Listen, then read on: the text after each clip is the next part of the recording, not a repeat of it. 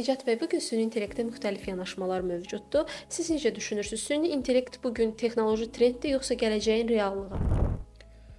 Belə deyək də, ilkin yarananda trendə qoşuldu və çox sürətli şəkildə inkişaf edə və məşhurlaşdı. Ancaq bu sadəcə bir trend deyil, ola da bilməz. Çünki artıq süni intellekt bizim gələcəyimizi formalaşdırır. Misal üçün, ən vacib nümunələrdən birini deyim ki, xəstəxanada rentgen nəticələrini həkim qədər interpretasiya edə biləcək bir gücə malikdir. Və bununla yanaşı artıq təhsil sahəsində də kifayət qədər istifadə olunur. Təbii ki, ilkin mərhələdə olduğumuz texnologiya var və indi deyə bilərlər ki, süni intellekt müəllimin yerini verə bilməz, süni intellekt həkimin yerini verə bilməz. Ancaq belə bir fikir də ortaya qoymaq lazımdır ki, bu hələ ilkin mərhələdədir.